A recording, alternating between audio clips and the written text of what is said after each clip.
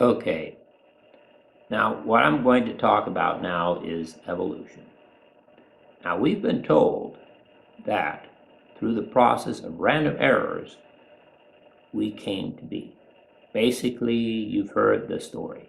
First you were a goo, then you were in a zoo, and now you're a you. Well, it's kind of silly, but that's what they say. That's not what I say.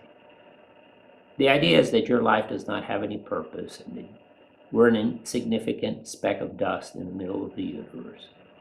Versus the Bible says that we are so important that God sent his only son to die for us.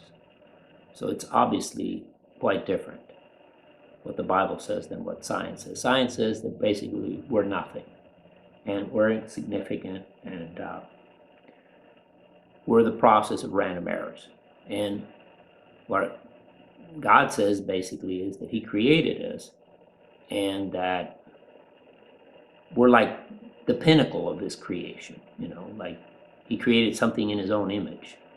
So, which one is right and which one is wrong? Okay, let's take a look at things. When you take a look at nature and you see all the beautiful flowers and all the beautiful birds and the fish and all the different things, do you think that came about as a process of random errors? I don't think so. I mean, take a look at two paintings. One is the process of splattering paint on a canvas randomly, and the other one is the work of a grandmaster who's been at it for years. Now, which one do you think looks beautiful and which one do you think looks ugly? I mean, if we were the product of random errors, we would be as ugly as splatters of paint on a canvas. That's what we would look like. And that's not what we look like. God spent a lot of energy and time and effort developing us. Now, you might say, well, according to the Bible, it's only 6 days. Yeah, but for God, a day is like 1,000 years, and 1,000 years is like a day. So for him, it was a lot of effort. It says that he rested on the seventh day. So I believe that we're the process of something. I guess I'm getting a message. So I believe that we're like the masterpiece of what God has created. But I could be wrong.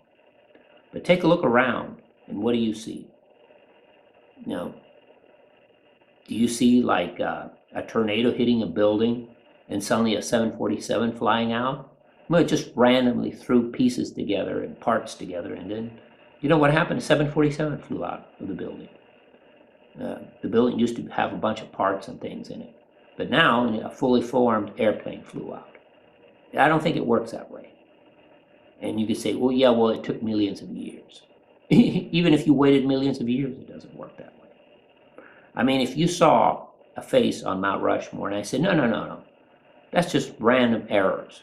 That's just drops of water slowly over millions of years carved the rock to look like a face.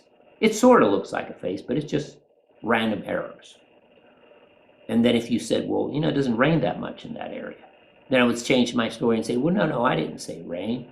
I said grains of sand slowly hitting the rock over millions of years carved the rock to look sort of like a face. Would you believe that? What if I told you it took billions of years? Maybe if it took billions of years, then it makes more sense. You'd say, no, wait a minute. Now, that looks like something that was done by a person. It looks like a person. You say, no, it just sort of looks like a person. But, that's just like a rock in a river that you see something that looks sort of like a face, or in a cloud that looks sort of like a face. Would you believe that, or would you say, no, somebody had to carve that rock? Well, if you believe that somebody had to carve that rock, then maybe you believe that somebody had to create us. Maybe.